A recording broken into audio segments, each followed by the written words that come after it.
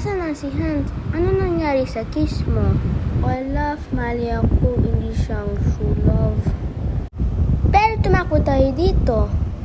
Olaf, please, umalis ka na, matutunaw ka. Di kita iiwan hanggat walang magliligtas sa'yo. May ID ka na ba? Hindi ko nga alam yun.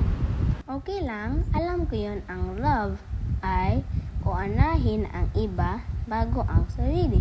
Tulad ng pagdala sa'yo ni Kristoff dito, alam mo yun, lang sa'yo. Si Kristoff? Mahal niya ako? Wala ka talagang alam sa love, no? Wala, natutunaw ka na. Okay lang, mahalaga ka naman sa akin.